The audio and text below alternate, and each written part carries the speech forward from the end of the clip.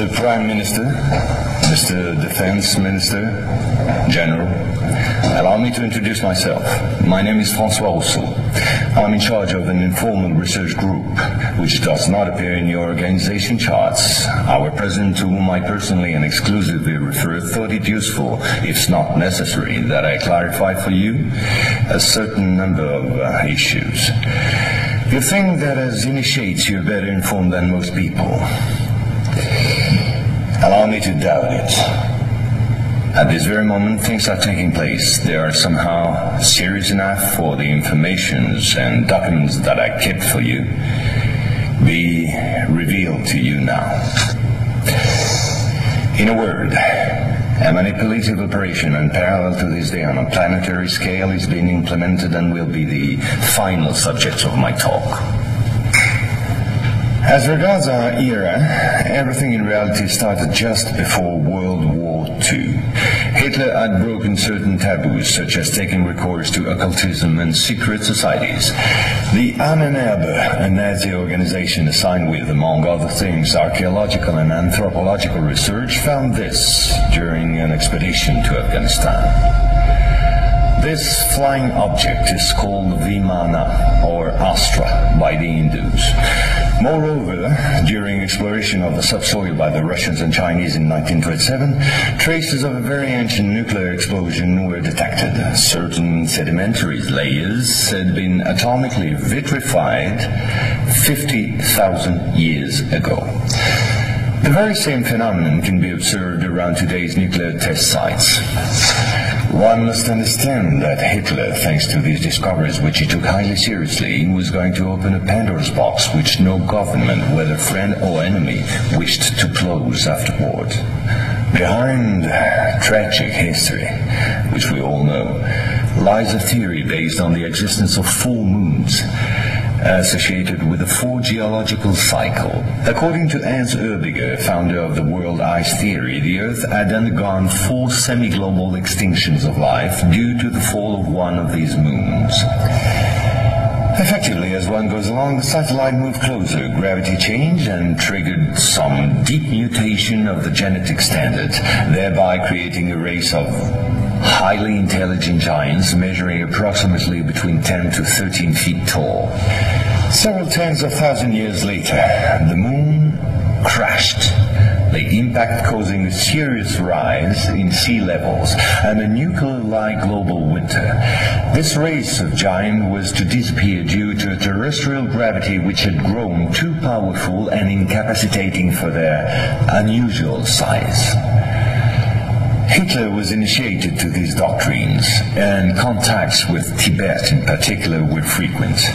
The Nazis sought contact with the survivors of ancient civilizations, holders of ancient technologies like the previously described Vimanas. One of these civilizations spread out over the entire planet more than 600 pyramids made of stone, earth, and even iron. These pyramids are almost all pointed in the same direction, all have the same proportion as number pi, and all situated in magnetotelluric nodes. The oldest are in Asia. 2 of them are submerged, one south of Japan at Okinawa, another south of Cuba. These 2 were built about 12,000 years ago. I began by this more archaeological reminder for this reason. Our civilization is the 4th of the cycle which I described previously. Yes, I know that might well hurt our pride. We're neither the first nor the last. One must understand that the study and understanding of several recovered prototypes were the absolute priority to ensure Nazis' domination over the skies. The Allies, in parallel, focused on mastering atom and creating the first nuclear bombs. These secret bases were the center of all research supervised by the Nazis. In one of these bases worked Victor Schauberger, father of the Nazis' UFOs. Schauberger headed the Vril Society in charge of anti-gravitational research. He died in 1958 in Texas, while working under protection of the United States on the improvement of his own flying saucers, which have since become American. You will quickly understand that 70% of unexplained aerial phenomena are human in origin and in no way extraterrestrial. Once World War II was over and Nazi technology had been systematically plundered by both Americans and Russians, the first challenge was to carry on and even complete the Nazis' research in great secrecy. The program, called Project Rainbow, especially known for the Philadelphia experiment, was the immediate proof. Mathematician von Neumann, who collaborated with Albert Einstein and Nikola Tesla on behalf of the Navy, succeeded in accidentally teleporting a Cannon-class destroyer escort, the USS Eldridge. These photos, supplied by Morris K. Jessup before his suspicious death, are rare testimonies for this unique experiment. In the same time, the first Indo-Aryan technology prototype trials did not go by unnoticed. The military had come up with a more efficient parade than secrecy.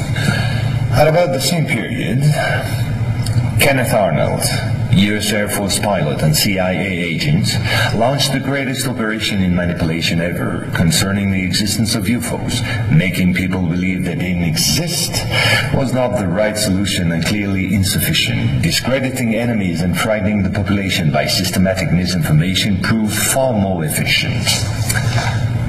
UFOs and parahuman belong henceforth to the movies, television, and collective paranoia, and not to the realm of scientists, as it should have been the case.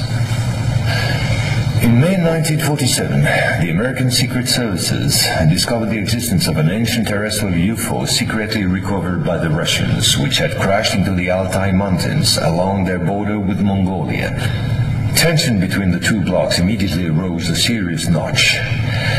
The discovery was spectacular, and so not to lose face, the Pentagon, in tandem with the CIA, decided to tell lies and imagine a huge bluff to convince both the Russians and the world at large that they too recovered a UFO in Roswell in July 1947. Of course, it wasn't true, but the bluff worked all the same. In February 1949, just after the so-called Roswell incident, a UFO was photographed and filmed in Antarctica. It was the first photo of this type of a cigar-shaped object. Other appearances were then to follow in one another by cyclic waves. At the same moment, the Apollo program, headed by Werner von Braun, was in full swing, and Dr. Braun in no way favorably welcomed the demand for paranormal experiments, which nevertheless took place during certain Apollo missions. This is the last known experiment on psychic and telepathic amplification, as well as detection of citron particles emitted by the yogi towards the Apollo capsule. But these tests were all eclipsed by the systematic appearance of unidentified objects around orbital flights and the discovery of traces of civilization on the moon.